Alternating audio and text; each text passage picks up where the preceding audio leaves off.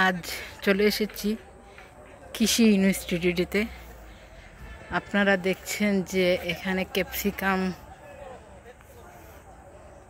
শালগম, তারপরে এই ফুলকপি, বাঁধাকপি সব কিছু এখানে আছে। আপনাদেরকে আমি দেখিয়ে রাখতে চাই যে এত বড় একটা ইনস্টিটিউট, এটা কুমারগাঁও আখালিয়া পড়ছে। এখানে এই সবজি ক্ষেত সরকারিভাবে নেওয়া হয়, চাষ হয়। এই চাষে সবাই বা নিয়ে এখানে বিক্রি হয়। সব কিছু সবজি আছে, টমেটো, বাঁধাকপি, বেগুন, ফুলকপি, বাঁধাকপি। তারপরে এই দেখেন সামনে আপনাদেরকে দেখি যে তারা যে যত্ন করতেছে, যে সবজি চাষ করতেছে, সেখানে আমরা এখানে চলে আসছি।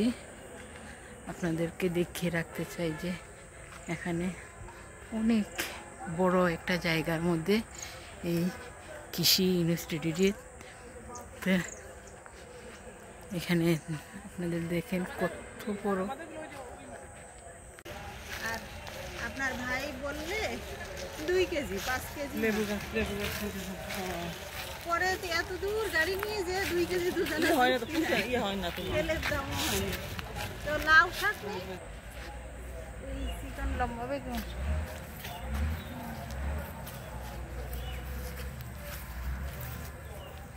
দেন।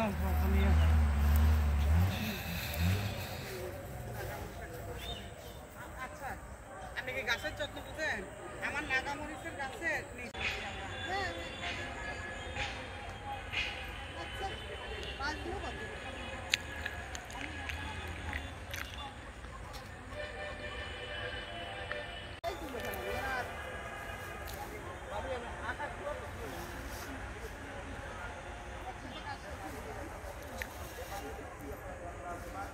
অনেক কিছু নিলাম।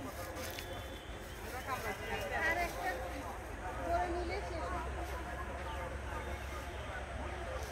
আপনাদের পালং শাক ছিল না?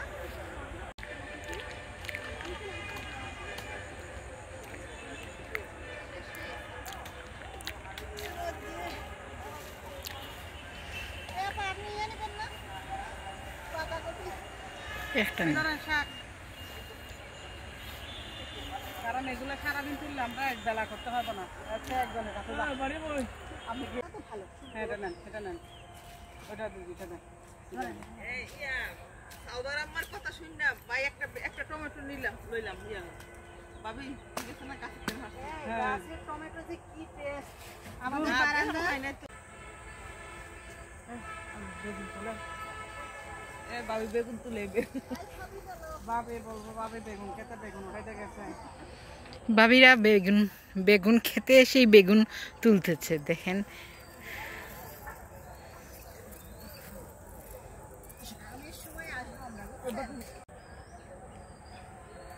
বৌদি দেখলেন বেগুন নিলেন, সত্যি সবজি দেখলে পাগল হয়ে গেল। না বৌদি দেখছো, আবার বৌদি সবজি টবজি কি নিচ্ছেন আপনি? বেগুন নিচ্ছেন? হ্যাঁ, বেগুন তো খুব পুষ্টিকর সবজি, এলার্জি ভরপুর, গাছ থেকে এলার্জি ভরপুর ভরপুর। নতুন আলু দিয়ে, বেগুন দিয়ে, শুটকি দিয়ে। কি মাছের শুটকি দিয়ে রানবেন? ইলিশ মাছ দিয়ে বেগুন।